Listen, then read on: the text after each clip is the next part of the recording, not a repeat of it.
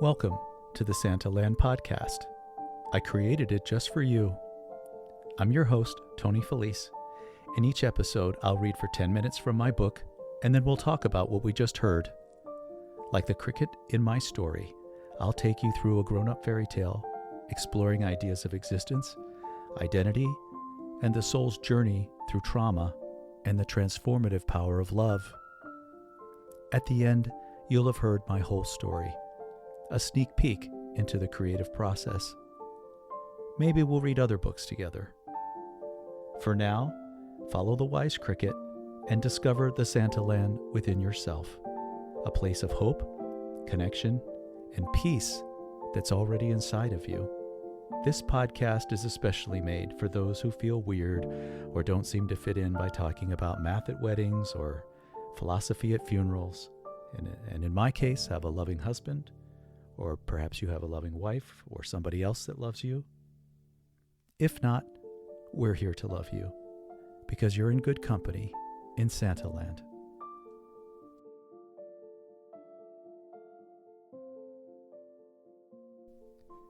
Hello, and welcome back to the Santa Land Podcast.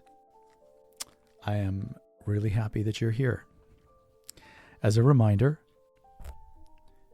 we will listen to me read a chapter, and then at the end of the chapter, then we'll talk about what we just heard and review the creative process behind it. So without further ado, Chapter 4, entitled Hidden Treasures. Still standing, Tom's gaze shifted to the surface of his desk. He sighed, putting his chin in his hands, beard stubble scratchy. His desk was covered with odd personal treasures that he, like so many, keep at their workspaces. A collection of experiences hoarded as old Polaroids hold memories. Ideas expressed in cheap plastic trinkets. Magnetic mementos. Memories. Feelings. Dreams. Reminders. Quote, "A little bit of structure, a lot of discipline, and a whole lot of madness," were the words Tom used to describe his creative process to the world. His desk reflected that sentiment and was as much madness as it was accidental structure, a place from which a prophet of discipline might hold court and side for lazy disciples. Unresolved trauma from stolen innocence causes folks to go a little mad, looking for answers. It's all part of the process that you go through, you humans. It's sad when it happens, but that's how God works. Even Santa doesn't know why. For now, Tom regarded the bits and pieces on his desk, contemplating a story that such items taken as a whole might reveal. He thought sort of a clue to something, the idea of a person made manifest by throwaway things. He was on to something, so I held my song. He wrote a story about this idea once, and I'm paraphrasing. A person with all the money in the world had a safe deposit box that was thought by sycophants to contain the most exceptional treasures. But what a sight it was to behold on opening day after a funeral, when not one, but two openings occur after the final closing of the coffin. A 2-for-1. First, the opening of a box, and the second, the opening of mouths. Why? Because they were shocked to find that the glorious box thought to contain the key to happiness with wealth and abundance was filled with nothing more than junk, which ushered in the other opening, the awestruck one wearing threadbare belly dancer scarves, the one of being had, of being tricked. Imagine your pants down in public while you jiggle. Tom said out loud to the sea, "But were they tricked?" Ironic, given I had just had the same thought. I imagine he was probably thinking that maybe those people were simply offended by the audaciousness of an idea that objects could form an answer to a different question than ones that may be asked by the raiders of tombs. In the story, the items were indeed clues to a mystery. "Reality is a circular reference," I reminded him out loud. He was getting closer, and so I tuned up my legs for a song. I watched him as he purposefully touched the items on his desk, probably asking himself silently, for what? More perspective? Clues? Part of a puzzle? Maybe the answers Tom sought were no more complicated than those given by old dowagers in his allegory. Maybe leaving her precious secret junk in a safe deposit box to be raided by fools was just part of the fun.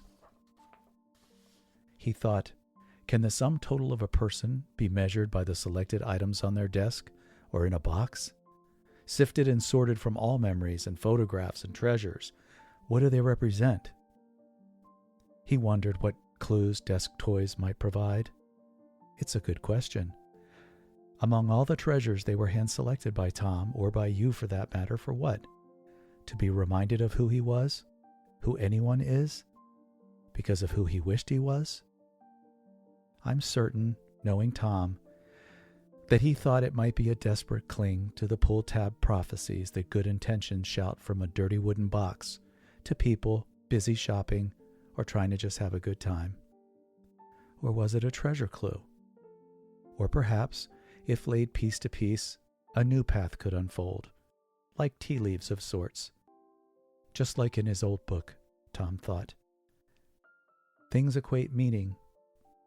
Or are they simply misfit things with no purpose at all to them except to take up space and resources and sit on a desk before finding their way to a landfill? He was onto something, and it was best I remained silent for a moment. Things, meaning, purpose, energy, intention, I wanted to chirp loudly, but I held. What if it's all just a question? He asked out loud. These clues, do they tell and spell, or do they show and blow minds? Do piles of junk ask questions or answer them? He sniffed the bandage again.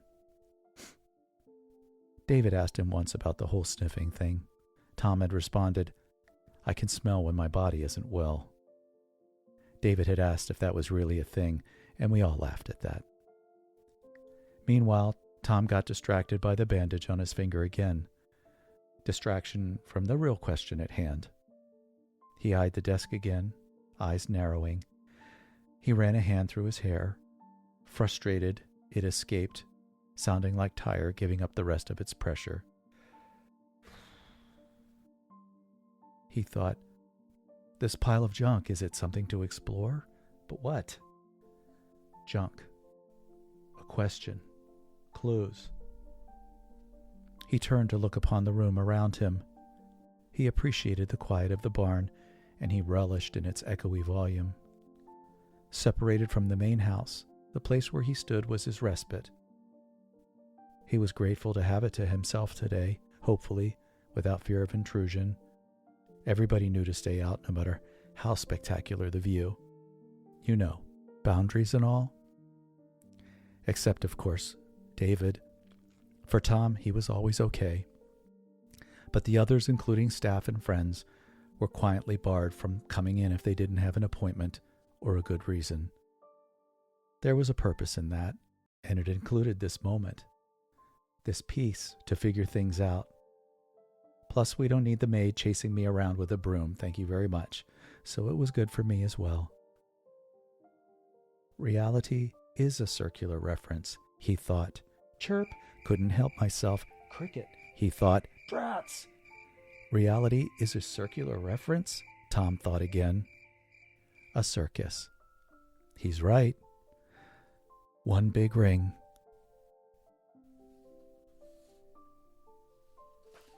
He was on to the kernel of an idea, germinating somewhere in his brain. But the idea, and even a sentence, was elusive. But to be honest, even if Tom figured it out, the timing was all wrong for him. Because learning a truth and figuring out what to do with it was a talent that Tom did not presently possess. Why?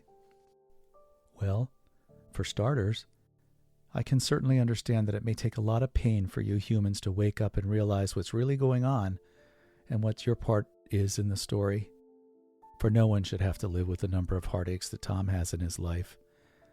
He will search for meaning in the following pages, and you'll need to stick with him, because there are clues in his journey for you and why you're here and what you're supposed to do, but mostly how loved you are. But Tom does not feel any of that right now because he wants something that he can never have: justice. But I'm getting ahead of myself, and he needs to discover some of these things with you. I don't need to go spilling the beans ahead of time or pull the curtain to see the wizard. Something bad happened to him among all the bad things, and now there's a new sheriff in town for a while. Grief, with a tin star and a mouth full of empty promises. The monster that eats ability. It comes with its terrible deputies, fear and doubt. They'll arrest you for the smallest of infractions. Poor Tom. Chirp. Okay, that was chapter 4. So what do you think about this? You know, this is a page torn from real life. I was sitting and looking at the desk toys and asking myself, why the heck do I have these things?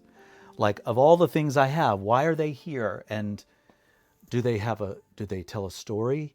I mean, is it a subconscious way of expressing oneself, one's fears, one's doubts, one's accomplishments or excitements? Most of these things are just, sort of souvenir-y throwaway things. Sometimes not. Sometimes they're more direct, as we'll find later on. But for me, I know that I have a bunch of silly things sitting around my desk, and most of the time I don't even look at them. But when I do, I often look for clues.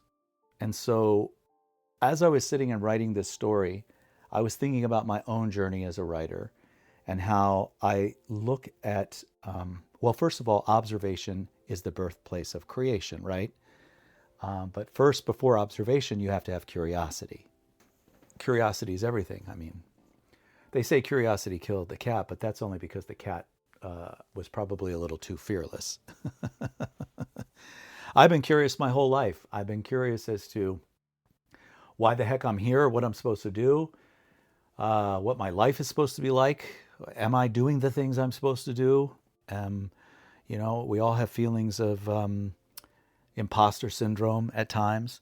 And so I know that for me, those desk toys were an important part of my journey. And what do you think about this story? Now, this is taking a page from real life. This person who left all of their things in a safe deposit box that everyone was killing themselves to get into. And they finally get into it, and there's a bunch of junk in there, right? And so all the sycophants are upset because they thought that they were going to get something at the end of the day when in fact they did not. And the reality is that those things that were left in the safe deposit box were clues to where you could find the real treasure, and those people did not know that. It escaped them. So perhaps this book will have clues for you, and perhaps you'll figure those clues out along the way. But that's chapter 4 for us, and I'm looking forward to you guys sticking around and hearing more. So once again, thanks for being here, and I hope you guys have a wonderful night. Take care.